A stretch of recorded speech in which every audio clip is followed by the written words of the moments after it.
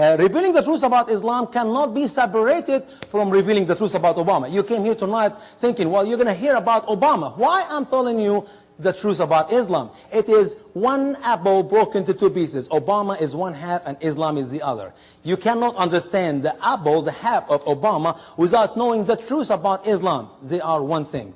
As you're going to hear tonight, we're going to present to you the truth about Islam for what Islam says and how Muslims practice what is written in the Quran. Islam is not what I tell you here tonight, but Islam is what is written in the pages of the Quran, what has been said by the mouth of Muhammad. He spoke, and the truth in his own word, the Prophet of Islam, as Muslim people believe.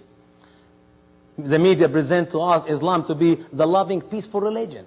Is Islam a loving, peaceful religion? As we have been hearing for the last 7 years, as we are about to celebrate the anniversary of September 11, the media always have told us Islam is the religion of peace. Muslims are loving, peaceful people. Is this true? Perhaps as we go quickly, few minutes to look at what the Quran teaches about Islam, what Muhammad said about his faith, his religion, we will find the truth. Is the media lied to us about Islam? Also, is Obama a Christian man, as he has presented up to last night when Rick Warren asked him the question and he said he is a Christian? Is that true? Let's go together to revealing the truth about Islam. As you see here, the word Islam, as we see on the screen, Muslims tell us that this word means peace. Is that true? For those of you who do not know Arabic, you say Islam, Salam, two close words. Maybe they both mean peace. No, they're not. The word Islam itself means submission, means surrender. Not the word Salam, the Hebrew Shalom, which means peace. I'm going to show you right now two videos. The first video comes from those who believe in Islam all over the world. They all have the same voice, the same sound, the same message. And the second picture we're going to see together tonight come from a Muslim liberal. I call him a baloney Muslim who live among us here in America, who tell us nothing but lies.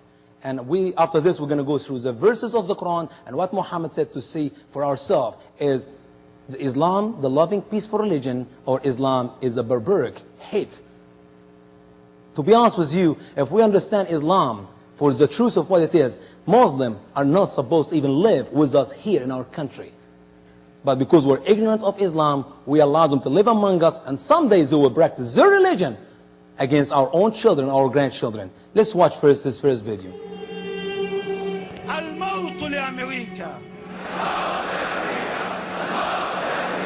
I pray to Allah that He will make the enemies fall into their own trap, and He will destroy the Jews and their helpers from among the Christians and the communists. There you will see a flag of Islam over the White House. Let me stop here for a second. Do you read what's written on the screen? It's written, one day you will see the flag of Islam over the White House. This statement, you guys have heard it and ignored it as it never really happened. This one day is coming up in November. If Barack Hussein Obama became your president, the flag of Islam will fly over the White House. What is your path? Jihad. What is your greatest desire? Death for the sake of Allah. Each of us lives his days and nights, hoping more than anything to be killed for the sake of Allah. We, the Imams and the mosque preachers, we have begun to consider explosive belts. We've begun considering any means of destroying the American. Throats must be slit and skulls must be shattered. This is the path to victory, to shahada, and to sacrifice. But we have a duty to hate them, as is written in the Quran and the Sunnah. As the media present to us Islam, as even we saw this piece of video on Fox News, they come up with the answer after it by presenting the fact that there's only a small number of Muslim people in planet Earth who believe in that. Roughly 15, perhaps 20%. There are wonderful 80% of Muslims who do not believe in that. Those who do not believe in that all the infidel, Christian and Jew, and all those who do not believe in Allah and believe in Muhammad can live in peace. 80% of Muslims believe we do not have to kill the Christian, or we do not believe in killing the Christian and the Jew. Ignoring the fact that 20% of 1.5 billion is 300 million. 20% is not a small number. If you know that there are 1.5 billion Muslims today live on planet Earth. That put in America 15% of 10 million, 1.5 million Muslims who live among us in America, who shout the same sound, death to America, death to America. Those who live among us. The number is huge. The reality and the fact is, yes, there are not all the Muslims in the world know what the Quran teaches. But can you imagine if every Muslim in planet Earth today opens the Quran and read what is written and practice it? We're going to have a chaos. 1.5 billion people on Earth can be someday like these 300 million. Now we're going to watch with you another piece of video of this Muslim Imam in America. And obviously this person have another different view of what really Islam is. This is a Muslim Imam who live among us here in America. All religions call for love. No religion calls for hate, Edie. Then what explains that? What explains this is politics. You don't see any American cartoons saying, kill the Muslims. But these are not a result of the Islamic impulse. It is a result of a political impulse. Are those people taking the Quran and taking it out of context? Yes, there's a difference between what we say in this country on that, you know, we should differentiate between the sin, hate the sin, but not the sinner. The Quran teaches the same principle. Then how do we get these terrorist organizations that come out and make these statements and use the Quran to justify themselves and their actions? There is something in the human psychology which believes in the superiority of its own individual faith and wants to impose it on everybody else. There are those who are Christians who are like this. There are those who are Muslims who are like this. It's amazing. This Imam who live here among us in America tell us that what we have seen, this shout death to America and throat must be slaughtered and head must be crushed, and this have nothing to do with Islam. This is just politics. And then he went to psychology. This is just psychology. This is a normal thing happening among all people. Christian do that, Jew do that. Everybody like to do that. Is that true?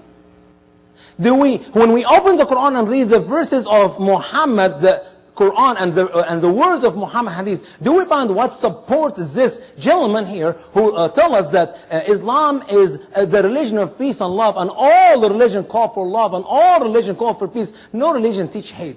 Could we support that with the verses of the Quran? Or perhaps if we open the Quran and read the Quran and read what Muhammad said in the Hadith, we come to the opposite conclusion, that these people who believe what is written in the Quran, who practice what is written in the Quran, are the true born-again Muslim. Jihadist is nothing but born-again Muslim. Somebody obviously lying. Who is lying? We'll find out as we open the pages of the Quran and the Hadith. In chapter 2, verse 216, the Quran says, "Fighting is decreed to you, and it is hated to you. Yet so that perhaps you may hate something, and it is good for you, and so that perhaps you love something, and it is evil for you. And God knows, and you do not know." What did Muhammad say in this verse? Fighting is decreed, it's ordained for a Muslim to do.